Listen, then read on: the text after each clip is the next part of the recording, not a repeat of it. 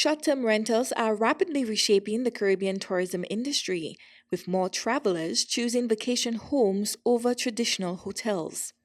In response, the Caribbean Hotel and Tourism Association, CHTA, is advocating for balanced regulations that support the growing market while improving oversight and tax collection. Hotels in St. Lucia, Jamaica, other islands, we all levy anywhere from 7 to 15% tax, whether it be VAT or hotel tax or whatever, on our room rates. In St. Lucia, for example, that tax goes towards financing the destination's marketing. We advocate in our paper that the actors in the short-term rental sector should basically pay the equivalent tax, whatever it is, in their destination. If it's 10% that hotels pay in that destination, it should be the same for Airbnb. CHTA President Sanovic Destang stressed the need for sustainable growth and fairness across the sector, noting that even small Airbnb operators can incorporate tax costs into their pricing models to remain compliant. If someone has one bedroom, there's administrative hassle, I suppose, involved in having to file taxes every month.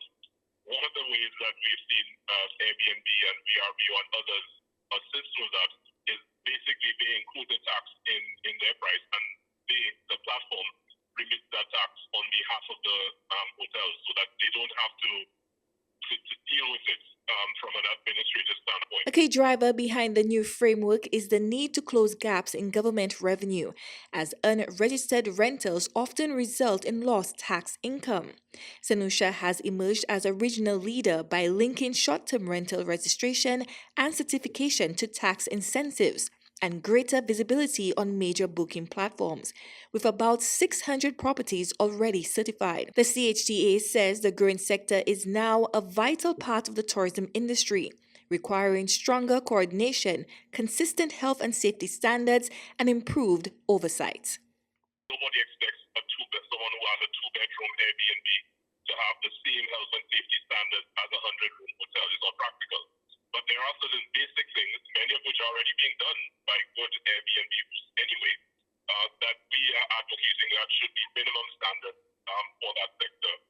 Because again, if there aren't good health and safety standards for visitors staying there, and if they're not registered, if we're not even, in the case of an emergency, a hurricane or something, even aware that they are there and where they are, it could create major reputational risk for Caribbean destinations. As governments across the region begin to adopt this framework, it is clear that vacation rentals are now firmly woven into the fabric of the Caribbean tourism economy. Rather than pushing against the tide of change, the industry is moving towards a future defined by managed growth and equitable competition. Chloe Dantes, NBC Prime.